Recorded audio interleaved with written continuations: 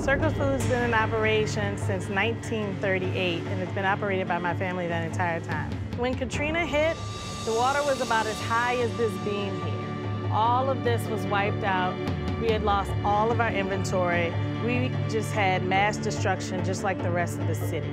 The earthen levees in East Orleans and St. Bernard Parish were really overwhelmed by the storm surge of Katrina.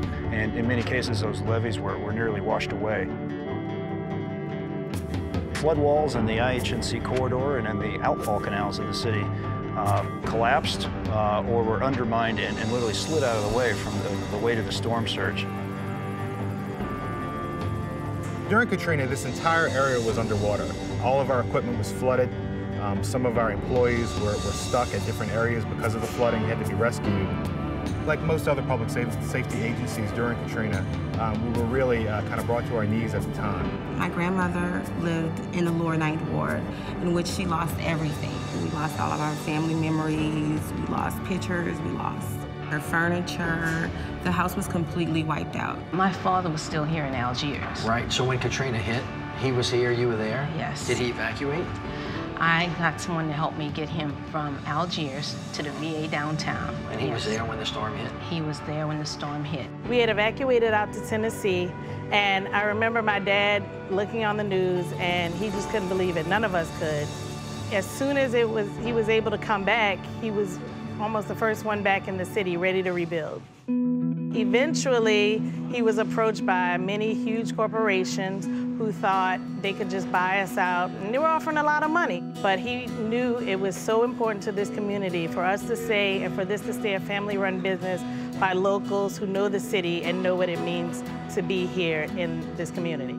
About 2 years after my grandmother wanted to rebuild her house, because these were her roots, and she had worked hard for that house. So we came back to New Orleans, where she rebuilt her home in the lower ninth ward. It wasn't just that the levees broke, it's also that the city took a huge hit from a storm surge. And one of the things I want to make sure the American public understands is what we've done as a country to protect the city better.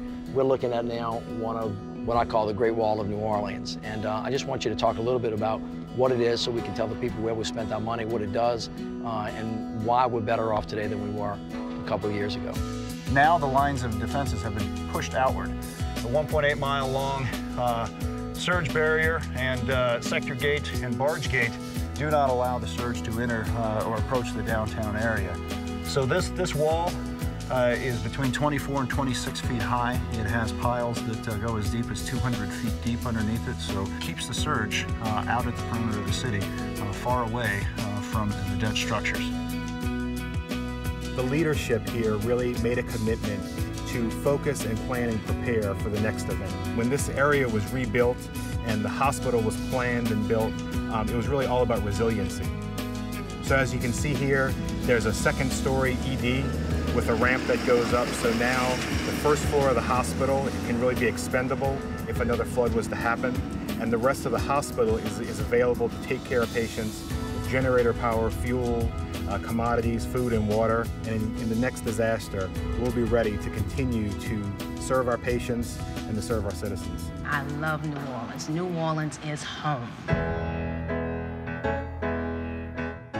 My son and I feel safe. Right.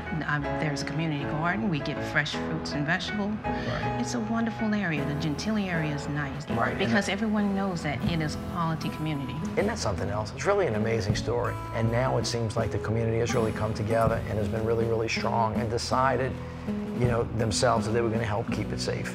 Oh, yes. And what I like about Columbia Park is they try to make sure that you understand it's a stepping stone. They also offer like a home buyers program. They try to get us out on our feet. Yeah, you know what we call it? We call that resilience. One of the strongest things that the people can do is work with each other and talk to each other and have a plan. It sounds like y'all did that. Oh, yes, yes. New Orleans is coming back now. New Orleans is booming now. We have young people who are coming together with the community, trying to build up the community. I noticed the big things that the mayor is doing now. The schools are getting better, streets are getting safer. New Orleans is doing great, I would say. It's not where it needs to be, definitely, but I think after something as heartbreaking as Katrina was, to see people coming back, same smiles on their faces, it shows how strong we are, how resilient we are. I think we all found something deep within us that helped us to fight even harder and never give up. Just like any other city across this nation, you will have challenges. But New Orleans is moving forward in a great way, enough that I want to raise my son here. So you know we have a lot of our brothers and sisters that haven't come back yet. What do you want to tell them? Come home.